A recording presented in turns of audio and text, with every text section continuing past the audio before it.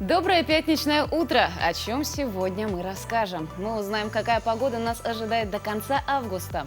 Уличные музыканты. Что для них важнее, заработок или народное призвание? Вытесняют ли электронные и аудиокниги бумажные? Прогулки в новом формате. Авторы проекта станут гостями нашей студии. Также заглянем в Ленское село Мурья, где фермеры выращивают кукурузу. В завершении эфира вас ждет премьера музыкального клипа Тани Ющенко. Смотрите нас, и ваше утро обязательно будет добрым. Пишите нам в наш телеграм-канал «Утро Якутии», а также отправляйте свои поздравления, пожелания по номеру 8 914 273 44 88. Ну и в начале нашего эфира, как всегда, о погоде. По данным Якутского гидрометеоцентра, в 6 часов утра температура воздуха в центральных районах составила 10-12 градусов со знаком плюс. В заречной группе от 8 до 12 градусов тепла. В южных в это утро в Нерюнгри плюс 5, плюс 8 в Алдане. В Вилюйской группе от 8 до 12, в Нижнеленских от 11 до 13, в западных 10-11 тепла. В Колымо-Дигирской группе Улусов 9-15 выше 0, в Янских 10-11. На северо-западе в это утро в Соскалахе плюс 4, плюс 5 в Оленьке, в Тикси плюс 9 градусов. В городе Якутске температура воздуха на 6 часов утра составила 12 градусов выше 0. Атмосферное давление 739 миллиметров ртутного столба. Штиль. В течение дня синоптики обещают небольшой дождь.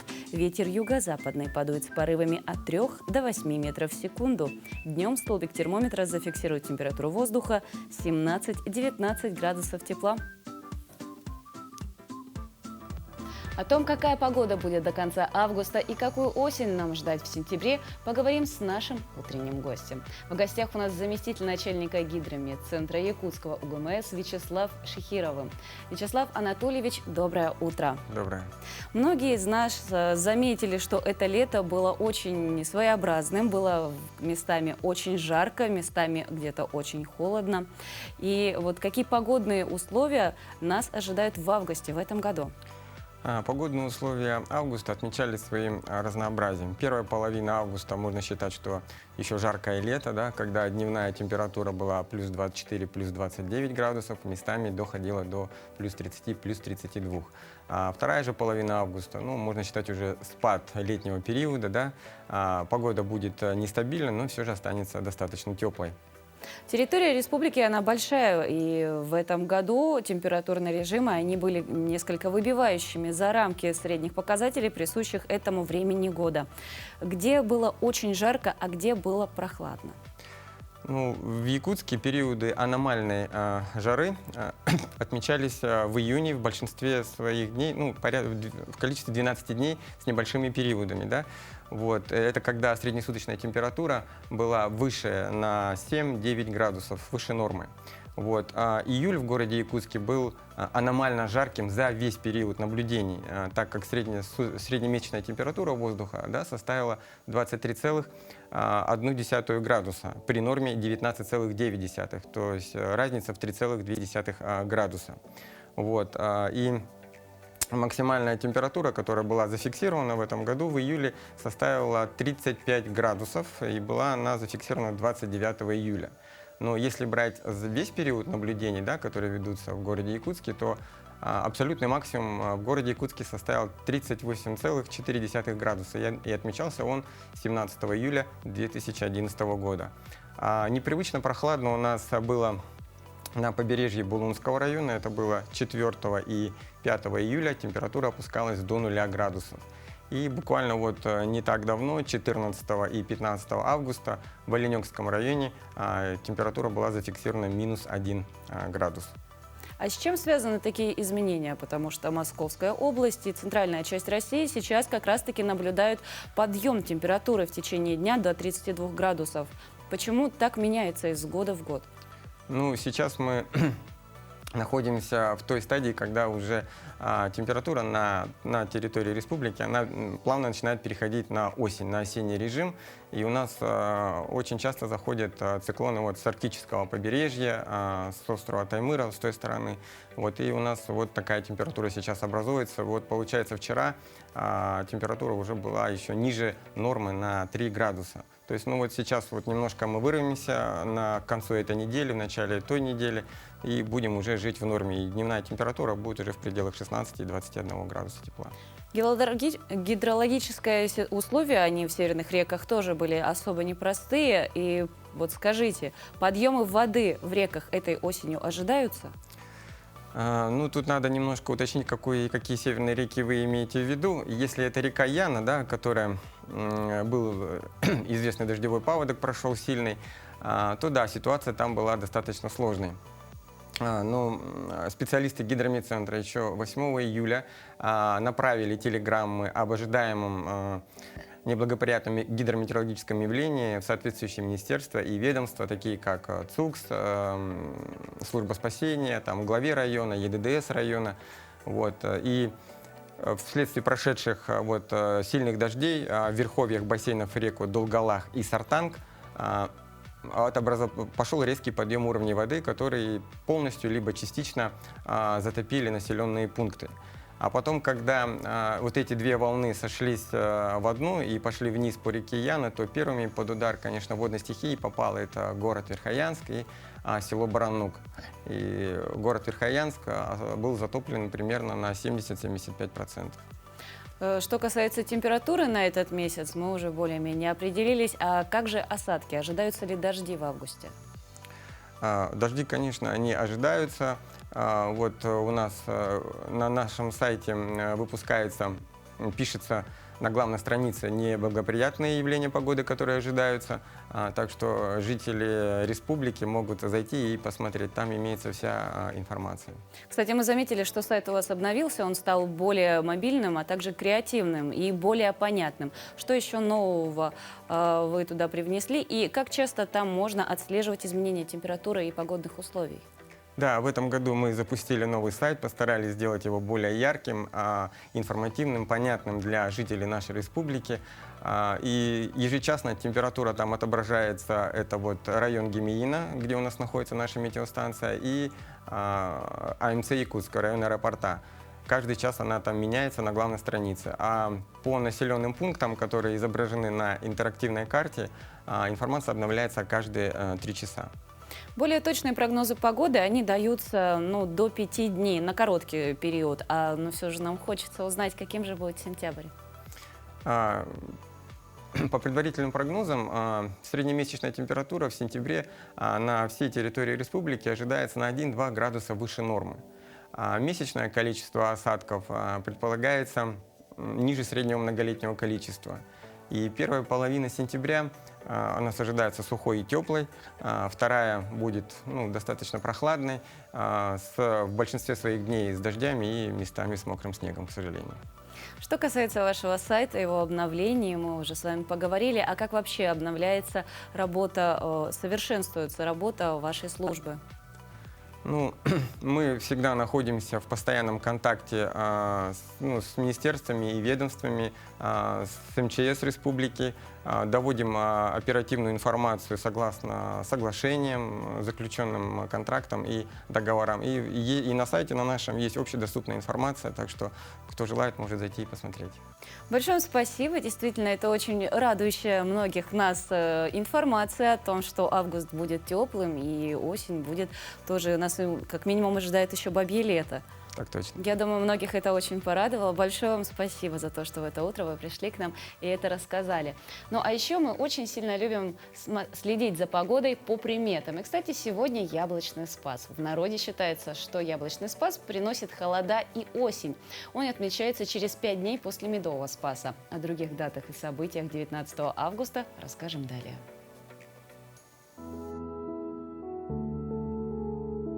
На календаре 19 августа в этот день отмечают День картофеля, День филателии или День почтовой марки, День врача китайской медицины, День горячей и острой пищи, День рождения тельняшки, Всемирный день фотографии. По народному календарю сегодня отмечают Яблочный Спас. Народно-христианский праздник, второй из Спасов. В этот день принято посещать храмы, освящать ягоды и фрукты. На богослужения стараются надевать белую одежду. Сегодня нельзя убивать насекомых, иначе можно спугнуть удачу. А ясная погода сулит сухую осень. События в этот день. Под Санкт-Петербургом открыта Пулковская обсерватория. В этот день в США запатентован способ получения сгущенного молока. В 1874 году тельняшка утверждена в качестве формы матросов на русском флоте. В этот день состоялся запуск космического корабля «Союз-Т-7». В Санкт-Петербурге была основана российская рок-группа «Ночные снайперы» в 1993 году. В этот день родились Юлиус Лотер Мейер, немецкий химик; Джорджи Энеско, румынский композитор, скрипач, дирижер и педагог; Габриэль Шанель, французский кутюрье, крупная фигура в истории моды 20-го столетия; Леонид Соловьев, советский писатель, сценарист; Александр Вампилов, советский драматург, прозаик, публицист; Билл Клинтон, 42-й президент США в период с 1993 по 2001 год, государственный и политический деятель.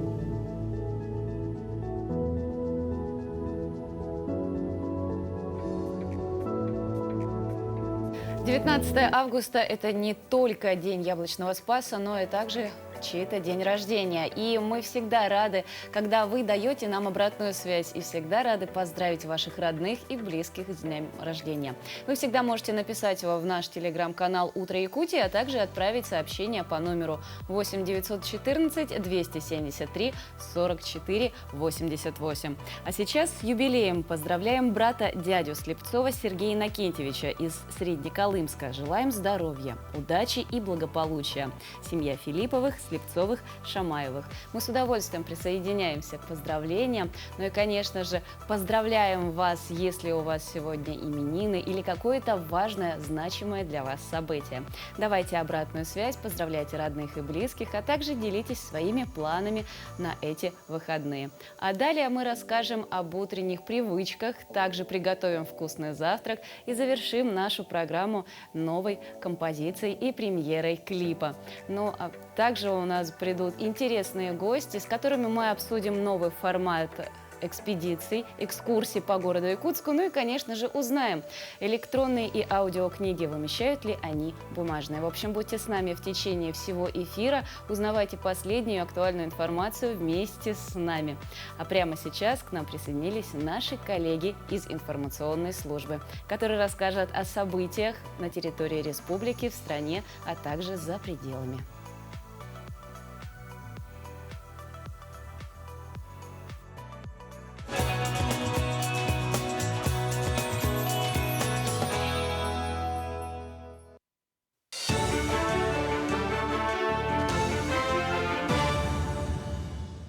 Доброе утро, Якутия! В студии Кристина Якупова.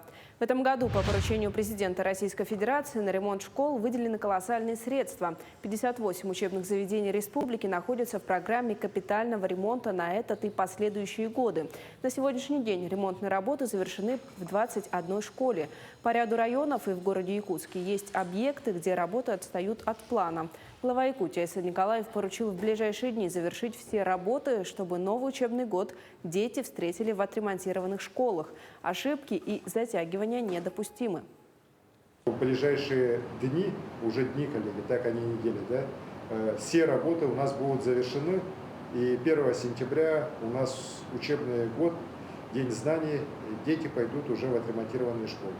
Там, где, еще раз говорю, у нас работы должны быть завершены именно в цикле 2021 года. Ошибки, затягивания абсолютно недопустимы, поэтому прошу вас взять это дело под личный контроль. Также Айсен Николаев поручил возобновить в сентябре продажу льготных авиабилетов в арктические районы. В перечень вошли рейсы до 14 арктических населенных пунктов: Белая гора, Батагай, Депутатский, Жиганск, Зырянка, Мома, Оленек, Сакырыр, Саскалах, Среднеколымск, Черский, Чакурдах и Усть-Куйга. Кроме того, введена адресность программы. Субсидируемые авиабилеты предоставляются гражданам, имеющим фактическое место регистрации на территории муниципального района Арктической зоны республики. Прилавки крестьянского рынка Сайсары переполнены местными овощами. Но в связи с понижением температуры огурцы чуть подорожали. Если 2 недели назад килограмм огурцов продавали за 30 рублей, то сейчас предлагают за 100 рублей. А цены на другие виды овощей, наоборот, стали дешевле.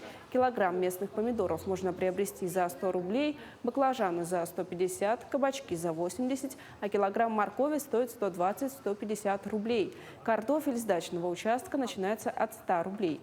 Несмотря на прихотливую погоду, пригородные хозяйства планируют выполнить план. Урожай картофеля составит 12 тысяч тонн, а овощей – 9 тысяч тонн. Капуста, морковку вот местные, петрушка, укроп, картошка вот местные мелкие. Все дешево, очень хорошие. Все местные производства. Нет, цена нормальная цена. Ну, огурцы немножко потому что она уже заканчивается. А помидоры, остальные арбузы, капуста, все дешево уже. Например, кукурузу 250 продают. Если мы еще скидку скидываем хорошо. Дело Александра Файзеля будет жить. Экспонаты из парка динозавров якутского палеоскульптора, трагически погибшего этой весной, выставят в столичном парке активного отдыха «Урдел». Там создадут аллею имени Александра Файзеля, где и будут выставлены его работы. Передача фигур состоялась сегодня. Все скульптуры выполнены в полном масштабе и с соблюдением пропорций. Напомним, необычный парк доисторических животных появился в Якутске в 2017 году. 5 марта при пожаре сгорела 21 фигура. Пожар также унес жизнь самого скульптора.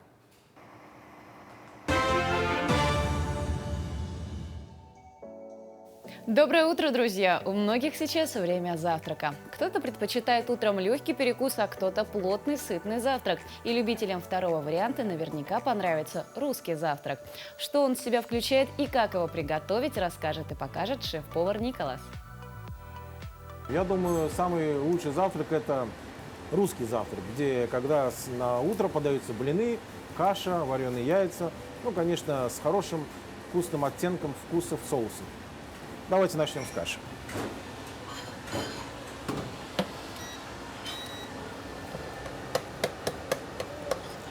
На русский завтрак мы используем овсяную кашу.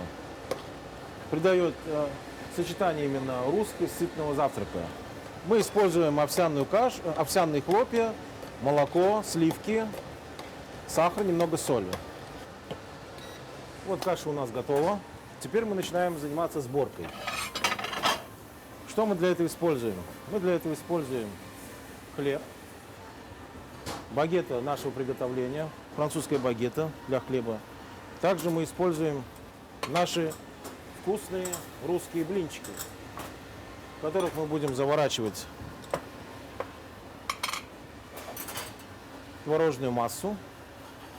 И, конечно, напоследок мы используем нашу традиционную овсяную кашу.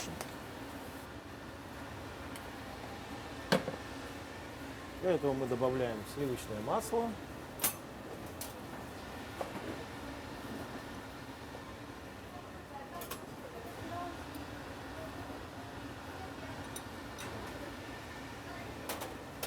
И, конечно, гранулами.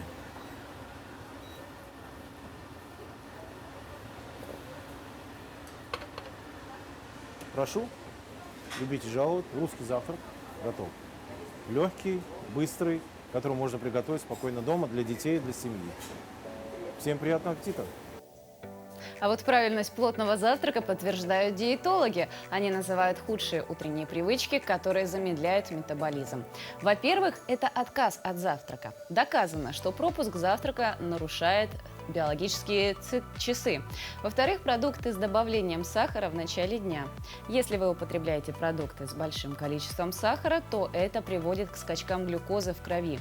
То есть уровень глюкозы сначала резко повышается, а потом резко падает. Неправильно также начинать утро с углеводов. Это может привести к резкому повышению уровня сахара в крови. После того, как уровень глюкозы снизится, вам снова захочется сладкого, а затем вы целый день будете ощущать себя как на американских горках. Еще одна неправильная привычка – легкий завтрак. Для ускорения обмена веществ нужно, наоборот, есть в начале дня плотно. Те, кто утро начинают именно так, вечером едят меньше. И последняя ошибка, замедляющая метаболизм – недостаток жидкости утром. Лучше всего с утра выпить стакан воды. Так что прислушивайтесь к советам специалистов и меняйте свои привычки.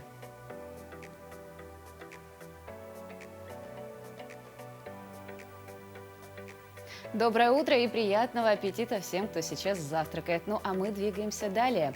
Динозавры возвращаются. Говорят, память о хорошем человеке живет в добрых поступках его друзей и знакомых. В Якутске о народном скульпторе Александре Фейзеле, создавшем у себя во дворе парк доисторических животных, наслышаны многие. В 2017 году он создал необычный парк доисторических животных, где были выставлены фигуры динозавров в натуральную величину.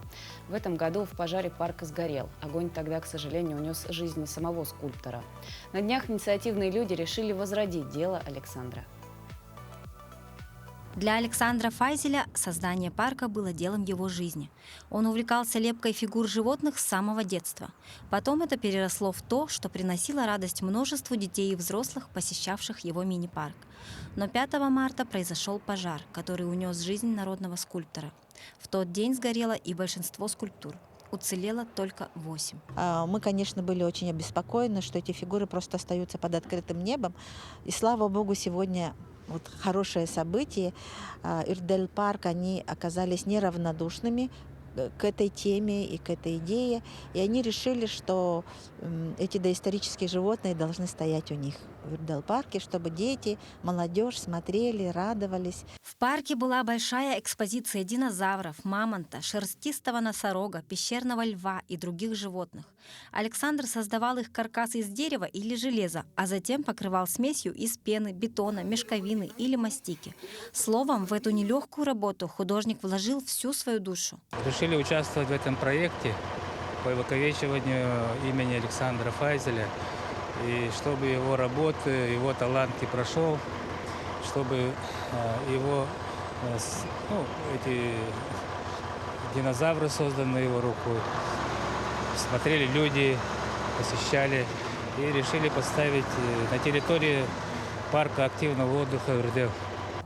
Скульптуры оставались без присмотра с марта, поэтому их планируют сначала отреставрировать. Мы приглашаем всех желающих, специалистов, скульпторов, студентов, которые желают поучаствовать в реставрации этих фигур. Это акция спасения того, что осталось от мини-парка. Я надеюсь, что Ирдель-парк поддержит и другие люди. Организаторы научно-популярного киномарафона «Мой личный дракон», в котором Александр активно участвовал, снимают документальный фильм о народном скульпторе. Его премьера состоится в сентябре.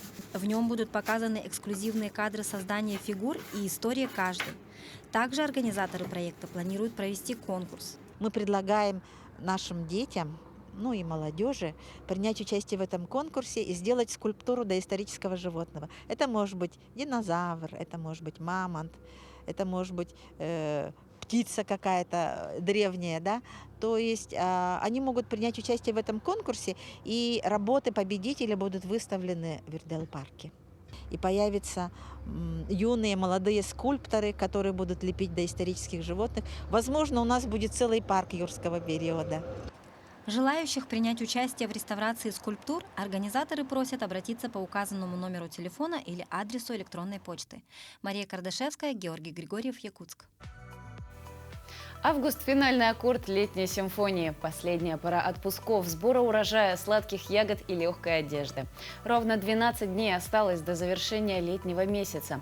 Сегодня мы хотим рассказать вам про людей, чья романтика согревает наши сердца, чьи голоса будоражат наши души, когда мы прогуливаемся по улицам города. Это уличные музыканты.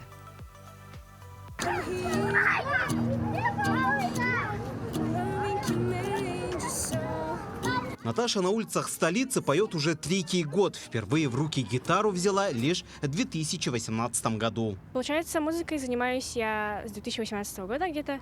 Это когда впервые Дом музыкантов открылся. Был, музыкальный лагерь, где можно было играть на рок-концертах. И, получается, собирать группу музыкальную. И там я записалась на гитару и вокал. Там впервые собрала свою группу. ну, написала авторскую песню, и вот с того момента, получается, выступала на различных фестивалях, концертах, например, в кафешках там.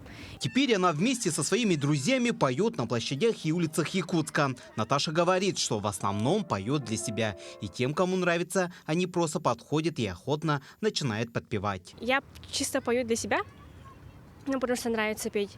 А так на концертах выступаю, ну, потому что людям нравится, ну, слушать песни. И как бы получается, что я что-то даю людям, что их заставляет радоваться. Если в 2018 году Наташа впервые взяла в руку гитару, то Елена Березовская в тот год уже вышла на площадь со своей скрипкой. Вышла на улицу я в 2018 году, если не ошибаюсь. Это была спонтанная идея, просто хотелось чего-то нового.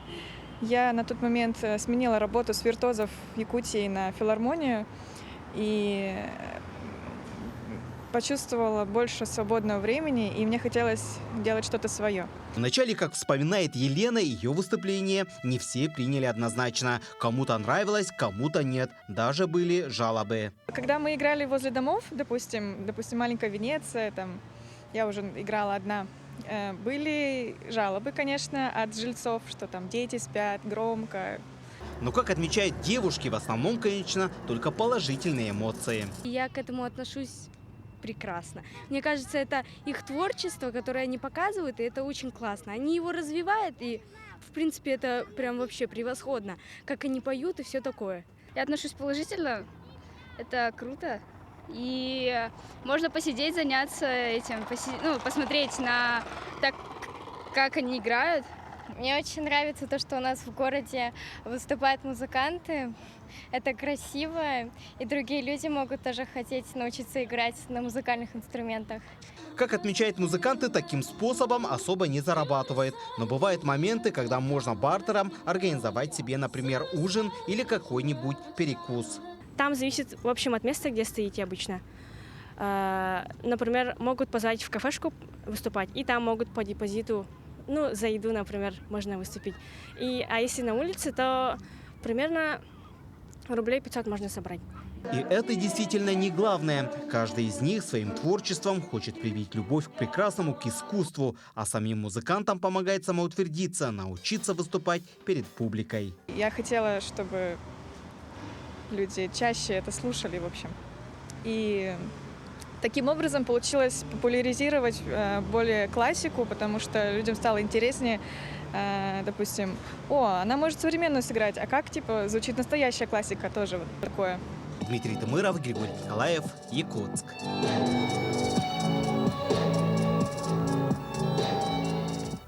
От услада для ушей переходим к миру прекрасного. Предлагаем вместе с музейным гидом лицезреть очередное произведение искусства в залах Национального художественного музея и узнать его историю.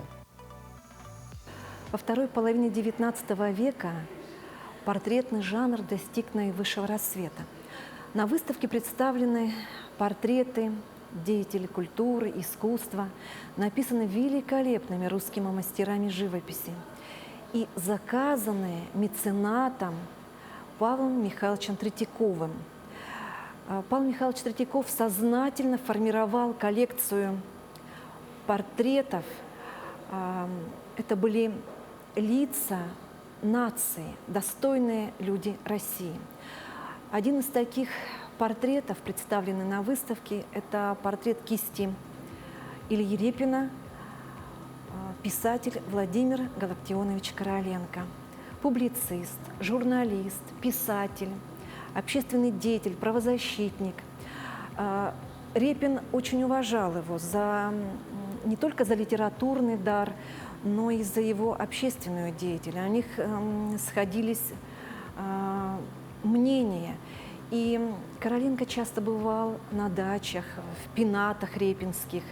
Репин решил писать Короленко очень легко, быстро, в один сеанс, чтобы оставить вот это вот яркое впечатление. И портрет таковым и получился. Это действительно единственный, наверное, портрет Репина, написанный в импрессионистической манере, очень легко, свежо. Короленко является действительным сыном России и достойным сыном якутского народа. Он отбывал ссылку у нас в селе Амга. Прибыл он в Якутию 1 декабря 1881 года. Жил в юрте, занимался хлебопашеством, как и все жившие там. Работал сапожником. Но, кстати, якуты не заказывали ему шитье, потому что они носили торбоза. А в основном заказы принимались от полицейных. Он был к труду очень привычным, был таким закаленным, учился управлять лошадями, знал якутский язык. Кстати, он открыл и школу для детей, читал им книги, и очень многие школьники, которые учились у него, впоследствии стали очень уважаемыми людьми. Именно здесь, у нас в Якутии, он написал известное произведение «Сон Макара», которое прославило литератора. Есть еще записки современников, в которых он тоже очень много говорит о Якутии. Кстати, есть такая версия, что псевдоним Владимира Ильича Ленина «Ленин» был именно взят из его рассказов. Когда Короленко побывал в Америке, и после его спросили, где бы вы хотели жить, или в Америке, или где-то далеко в Сибири, он выбрал второе. О нем хорошо отзывался Бунин. Он говорил, что вот был Лев Толстой, и за литературу не страшно, и есть Короленко, и за литературу не страшно. Максим Горький говорил, что рядом с ним и за ним идти всегда весело. Это был действительно сын России и сын якутского народа. На экскурсии можно ходить не только в музее. С недавних пор энтузиасты предлагают познакомиться с историей столицы республики на пеших экскурсиях по городу.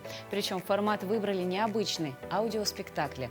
Что это за формат, какие маршруты разработаны и какие еще задумки, мы поговорим об этом с авторами проектов Анной Пшенниковой и участницей прогулок, она же доброволец-актер, озвучивавшая некоторые роли, Галина Павлова. Анна, Галина, доброе утро. Доброе.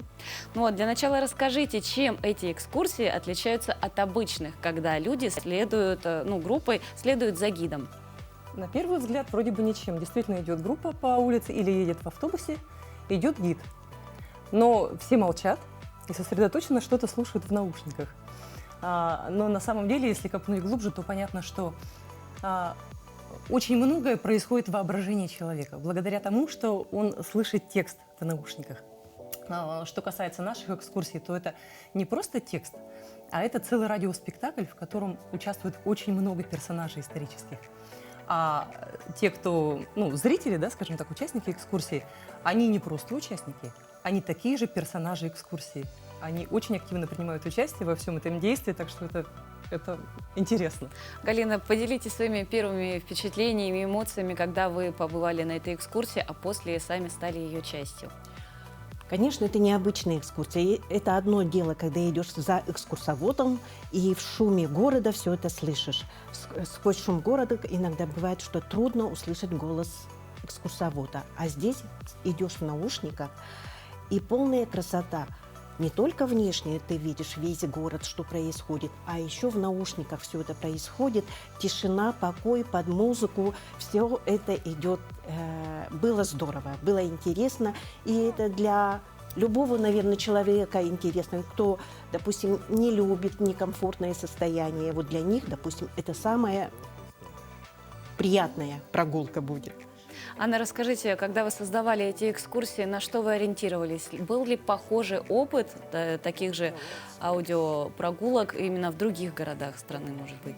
Вообще-то да, он есть, но я с этим опытом никогда не сталкивалась. И когда меня попросили поработать над иммерсивным спектаклем, я сначала была растеряна, потому что я не понимала, на что опираться.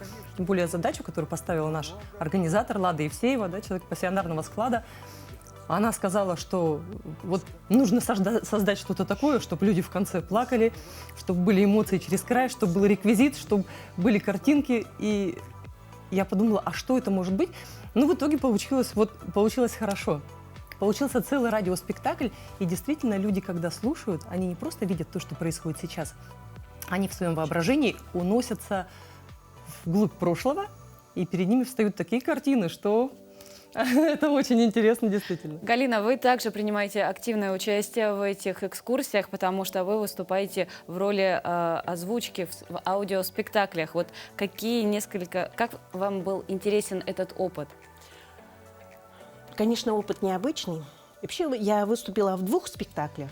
Один из них я не помню. Дело в том, что когда Лада Петровна сказала, ну-ка, узнайте, чей это голос, я не смогла себя узнать. А второй спектакль, это было как раз проводы людей на войну, 41 год.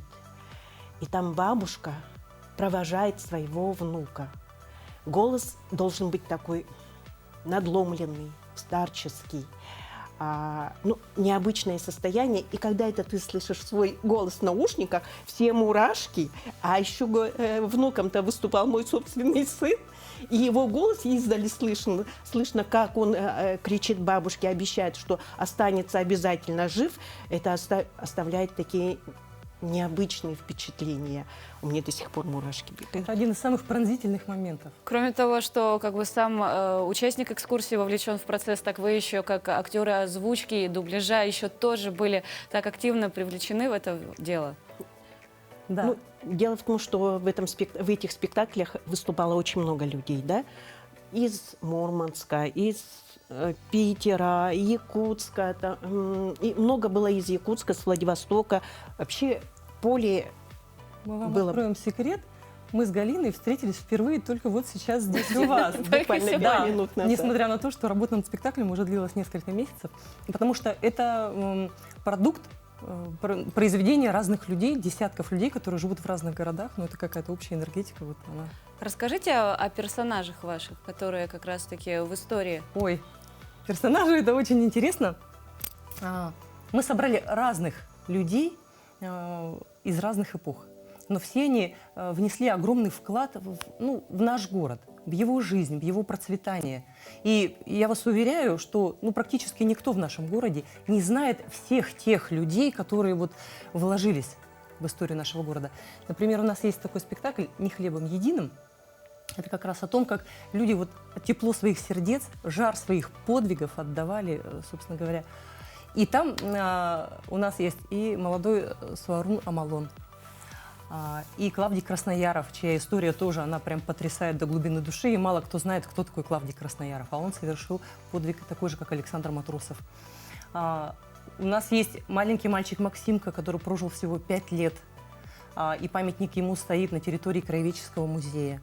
У нас есть Володя Губин, у нас есть Кэт Марсден, английская сестра милосердия, которая приехала сюда, в Якутию, и спасала прокаженных. То есть огромный такой разброс по персонажам, и они все взаимодействуют с людьми, которые слушают их. Галина, поделитесь своими дальнейшими планами, какие еще проекты будут в дальнейшем реализованы, где вы хотите принимать участие?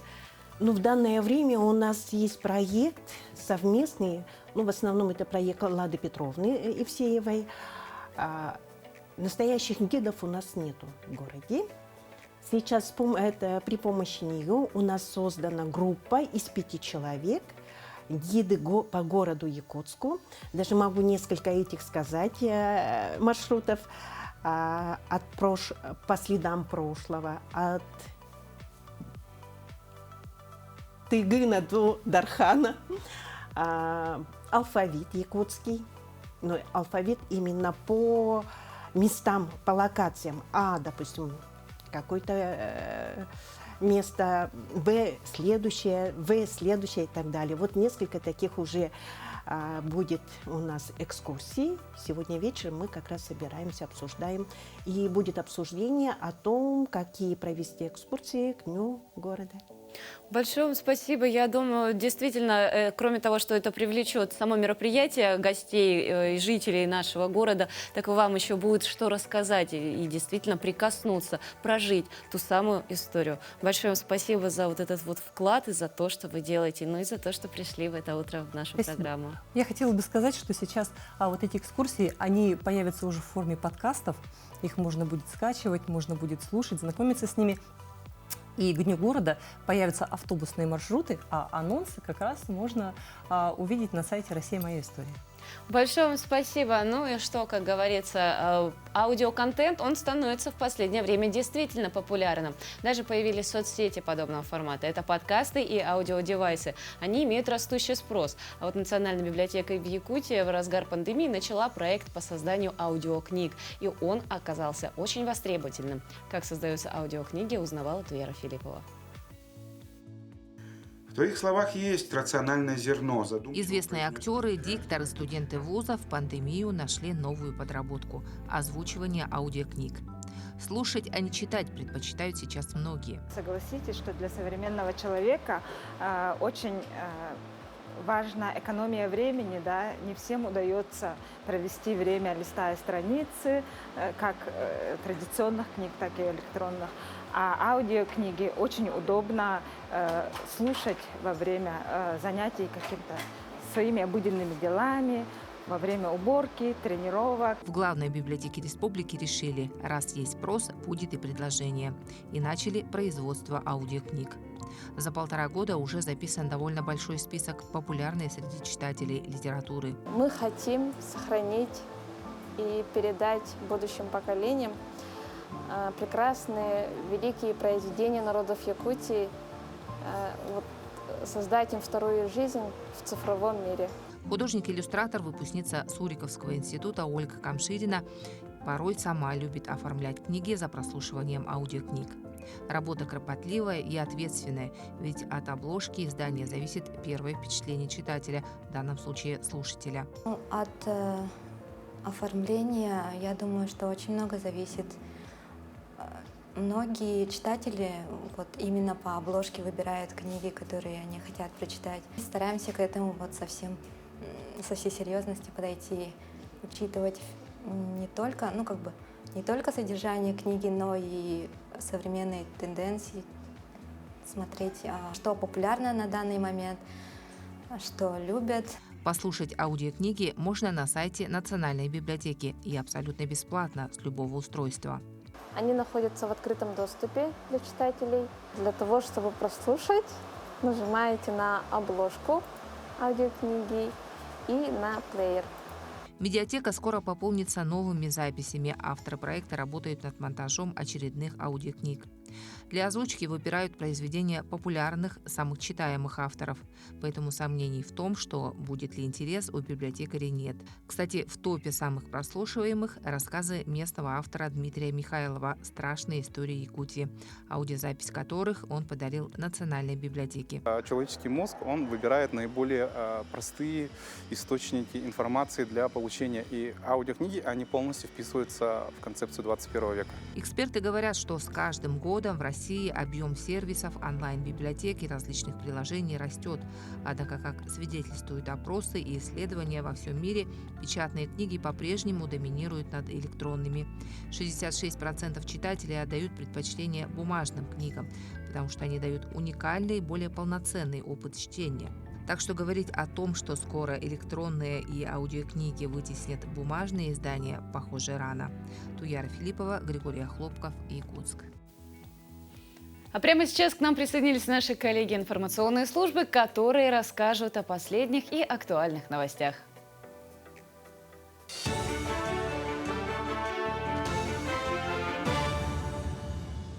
Размер компенсации расходов на перевод машины на газ увеличили вдвое в России. Постановление об этом подписал премьер-министр Михаил Мишустин. Изменения внесли в одно из приложений к госпрограмме развития энергетики, которая определяет правила предоставления субсидий гражданам, малому и среднему бизнесу на переоборудование транспорта. Ожидается, что принятое решение простимулирует граждан и предпринимателей перейти на более экологичный вид топлива и поддержит спрос на метан. К концу 2024 года в России объем потребления природного газа в качестве топлива должен увеличиться до 2,5 миллиардов кубометров. Для этого развивают необходимую инфраструктуру. В течение 5 лет в стране построят около 1300 газовых заправок. В Усть-Алданском районе план по сдаче молока составил 63%. Всего в Улусе более 16,5 тысяч голов крупного рогатого скота. Из них дойных коров около 2000. Молоко сдается в сельскохозяйственные производственные кооперативы Мюрю-Ас, Дюпсюн, Туйма. Министерство сельского хозяйства выплатит более 140 миллионов рублей этим хозяйствам в качестве субвенций. По оперативным данным, фактически заготовлено 1796 тонн сырого молока, что составляет 63% от годового плана. На сегодняшний день всего по Улусу среди сдатчиков молока имеется 1971 дойная корова. Всего сдают 123 хозяйства. Востребованная профессия со школьной скамьи. Центр опережающей профессиональной подготовки проводит бесплатные курсы для старшеклассников по проекту «Моя новая профессия». Обучение организовано по 2 направлениям – это графический дизайн и цифровой куратор. Чтобы дети быстро и качественно освоили профессию, обучающие занятия в основном состоят из практической части. В конце обучения участники программы получат свидетельство об освоении профессии. Показываю программу CorelDRAW. Они обучаются на данной программе, потому как она на данный момент актуальна у нас в городе, и ей пользуются в основном полиграфические печатные студии, там наружная реклама и так далее. Им интересно, например, создание постов и так далее. Все это в любом случае как-то связано, в малой или большей степени с графическим дизайном. То есть композиции, вся расстановка тех или иных материалов и так далее. Чувство выбора гармоничных цветов и тому прочее, все как бы связано. 2 современные мастерские по компетенциям ветеринарии и агрономии откроются в Чурапчинском аграрно-техническом колледже по федеральному проекту «Молодые профессионалы». Стоит отметить, что по данному направлению мастерские в республике открываются впервые.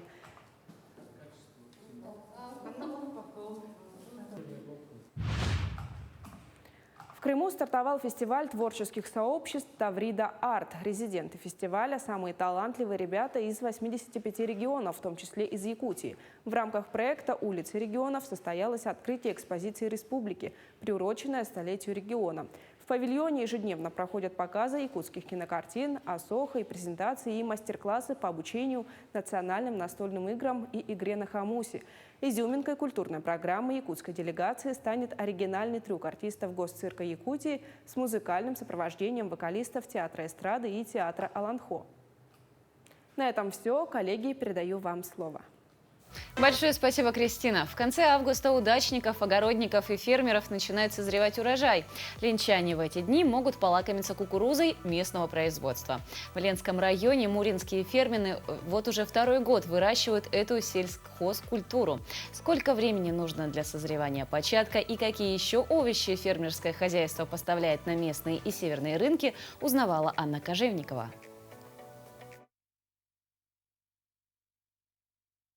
Такую нетипичную для севера сельхозкультуру производят только в единственном населенном пункте Ленского района в Мурье. Для того, чтобы початок полностью созрел, ему необходимо чуть более 2 месяцев. Первый урожай собирают на 67-68 день.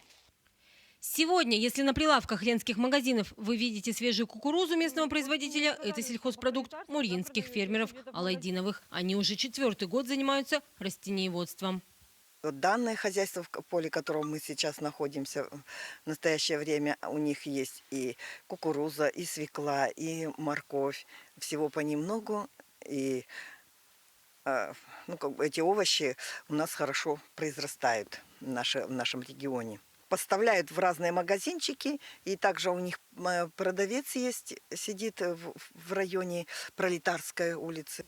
Но такие сельские культуры, как кукуруза и арбузы, редкость на северном фермерском рынке. У Алайдиновых же в планах выращивать арбузы. Сегодня на плантациях работает 10 человек. Самое главное – необходимость для расширения фермерского хозяйства – техника. Большую машину надо, трактору надо. Еще мы дальше хотим побольше землю делает, что вот раз работаем, надо побольше делать. У нас еще, как сказать, в районной администрации тоже помогает, субсидии дает. Если субсидию получите, на что хотите ее потратить? Ну, основную технику надо, вот, нам лекарства, вот, витамины дали, вот, Якутске отправили удобрения, минералку отправили. Вот так трудятся местные фермеры, обеспечивая сельхозпродукцией Ленский район и север Якутии. Анна Кожевникова, Александр Ильчук, Ленск. А завершаем наш пятничный утренний эфир премьерой музыкального клипа талантливой молодой певицы Тани Ющенко. Композиция «Знает». Хорошего начала дня и встретимся после выходных.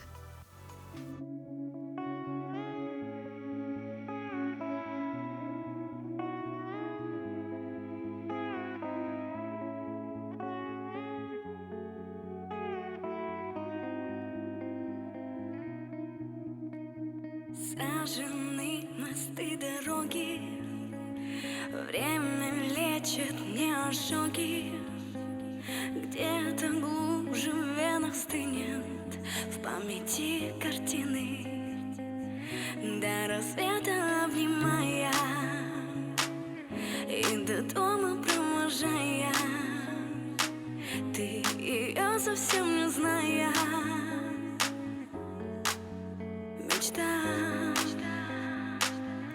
Эта девочка не плачет, плачет, плачет. Эта девочка не любит, любит, любит. Эта девочка не знает, знает, знает. А как же это? Эта девочка не плачет, плачет, плачет. Эта девочка не любит, любит, любит. Эта девочка не знает, знает, знает. Как же это?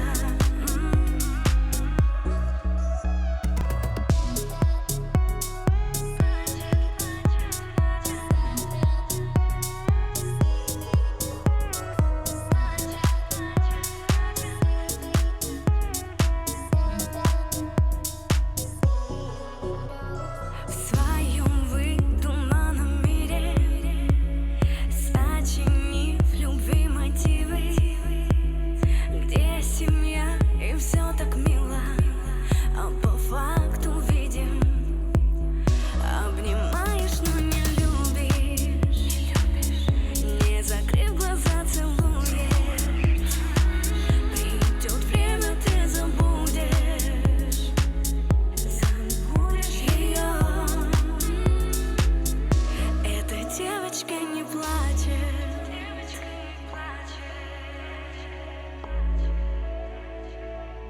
Эта девочка не знает, а как же это? Эта девочка не плачет, плачет, плачет. Эта девочка не любит, любит, любит. Эта девочка не знает, знает, знает. А как же это? Эта девочка не плачет, плачет, плачет. Эта девочка не любит, любит, любит. Эта девочка не знает, знает, знает. А как же это?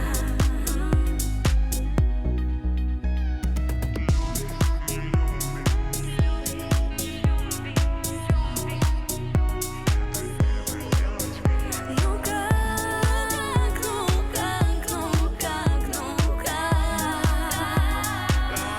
Эта девочка не